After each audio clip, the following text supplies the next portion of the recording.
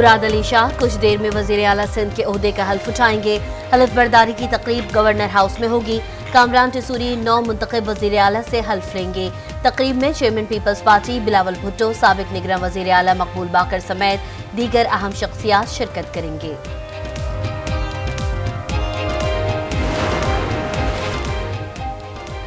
सदर आरिफ अलवी पर आइन तोड़ने के 2 मुकदमात हो सकते हैं। एक अदम एतमाद में असेंबली तोड़ने और दूसरा आइन के मुताबिक इजलास ना बुलाने पर होगा। बिलावल भुट्टो की मीडिया से गुफ्तगू, कहा आसिफ अली जरदारी सदर मुंतखब होकर गवर्नर का फैसला करेंगे। 8 और 9 फरवरी वाले अकेले हुकूमत बनाने की पोजीशन में नहीं थे। उन्होंने खुद फैसला किया कि किसी से बात नहीं करेंगे। पीटीआई अपनी गलतियां मानने को तैयार नहीं। तारीख दुरुस्त करने के लिए पहला कदम भुट्टो रेफरेंस का फैसला होगा।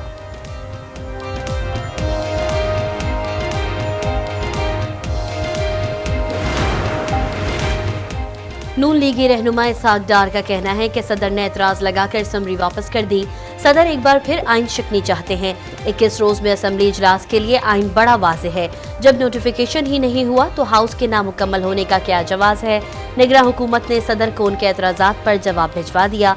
बाइज्जत तरीके से इजलास समन कर लेना चाहिए था।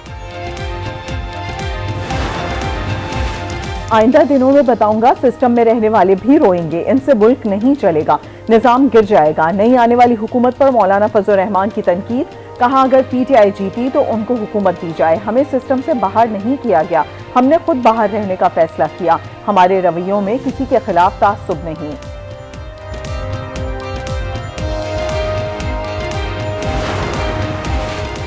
सदर पाकिस्तान ने कौमी असम्बली का इजलास ना बुलाकर बिल्कुल ठीक किया।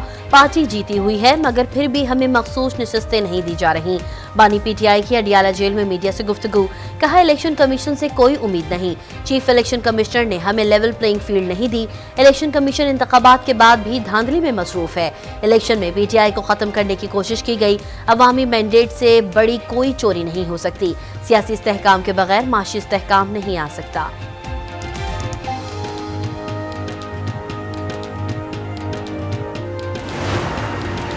इलेक्शन कमीशन 1 मार्च को सदर के इंतखाब का शेड्यूल और पब्लिक नोटिस जारी करेगा। 29 फरवरी को तमाम असम्बलियां वजूद में आ जाएंगी। इलेक्शन कमीशन के मुताबिक 29 फरवरी को सदारती इलेक्शन के लिए मतलूबा इलेक्टोरल कॉलेज की तकमील हो जाएगी। असम्बलियों की पहली नशिस्त इलेक्शन के बाद 21 दिन में होना जरूरी है।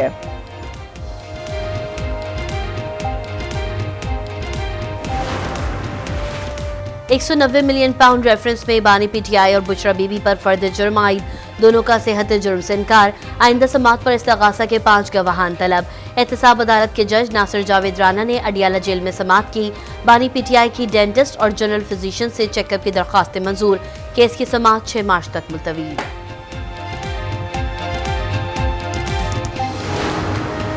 सुन्नी इत्तेहाद कौंसिल को मखसूस नशिस्तें देने का फैसला आज भी न हो सका। इलेक्शन कमीशन का तमाम दरखास्तों को यकजा करके सुनने का फैसला। अली जफर ने कहा सुन्नी इत्तेहाद कौंसिल मखसूस नशिस्तों की हकदार है। आइन और कानून के मुताबिक मखसूस नशिस्तें मिलनी चाहिए। आजम नजीर तारड़ बोले सुन्नी इत्तेहाद कौंसिल कौमी असम्बली में एक नशिस्त भी हासिल नहीं कर सकी। अवाम ने इलेक्शन में उन्हें मुस्तरद कर दिया। सुन्नी इत्तेहाद कौंसिल पार्लिमानी जमात की नहीं तो मखसूस नशिस्तें कैसे दी जा सकती हैं। चीफ इलेक्शन कमिश्नर ने कहा तमाम मामलात फैसले के लिए इलेक्शन कमीशन पर छोड़ दें। हम तमाम फरीकैन को सुनेंगे। समात 1 रोज के लिए मुलतवी।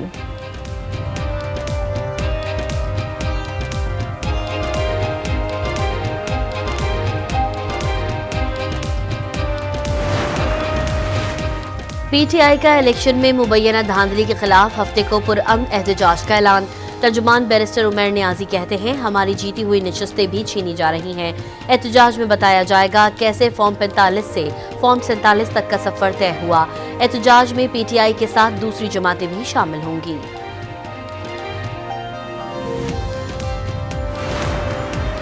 NA-15 इंतखाबी उज़रदारी केस। इलेक्शन कमीशन ने दलाइल मुकम्मल होने पर फैसला महफूज कर लिया। नवाज शरीफ के वकील की NA-15 मानसहरा में दोबारा इलेक्शन कराने की दरखास्त। कहा इस हल्के में रिकॉर्ड टेम्परिंग हुई है। हमें 123 पोलिंग स्टेशन के नताइज नहीं मिले। जहांगीर जदून बोले इस हल्के में 10 से ज्यादा टेम्परिंग हुई।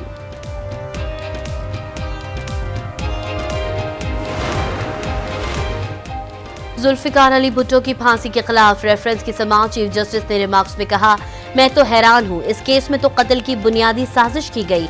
भुट्टो पर जो पहला चार्ज लगा उसको देखें, चार्ज में कत्ल की साजिश के अनासिर तो डालते, कुछ तो बताएं प्राइम मिनिस्टर हाउस में ये साजिश हुई या कहाँ हुई।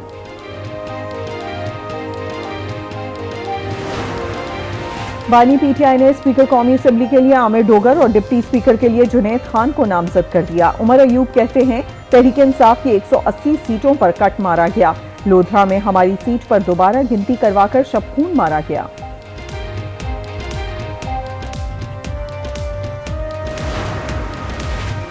बानी पीटीआई से आज मुलाकात अच्छी रही, हम ग्रैंड अलायंस की तरफ जा रहे हैं। असद कैसर कहते हैं, हमारा 1 पॉइंट एजेंडा है, शफाफ इलेक्शन, लेवल प्लेइंग फील्ड हो, मुल्क के फैसले सबके सामने होने चाहिए। हम अपनी जिद्दोजहद कानून और आइन के मुताबिक रखेंगे।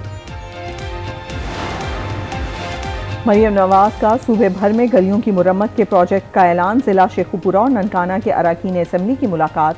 देहात में साफ पानी की फरहमी और सीवरेज के लिए प्लान तलब। कहा, हर हल्के को तरक्याती प्रोजेक्ट के लिहाज से मॉडल हल्का बनाना चाहते हैं। अवाम के मसाइल फौरी तौर पर हल होने चाहिए।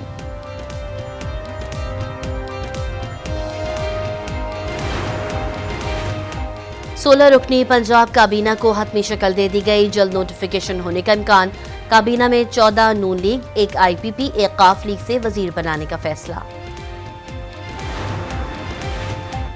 JUI का बलूचिस्तान में वज़ारत आला के लिए अपना उम्मीदवार लाने का फैसला। स्पीकर, डिप्टी स्पीकर के लिए भी उम्मीदवार नामजद किए जाएंगे। JUI का नेशनल पार्टी, ANP और BNP से भी राब्ता। JUI और दीगर सियासी जमातों की आज बैठक होगी।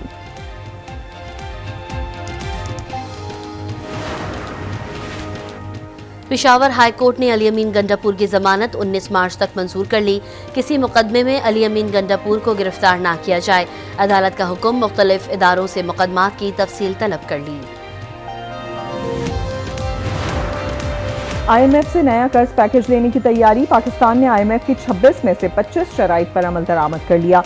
कौमी असेंबली न होने के बायस national highway authority, Pakistan post और पाकिस्तान ब्रॉडकास्टिंग कॉरपोरेशन के लॉ में तरमीम पर अमल नहीं हो सका।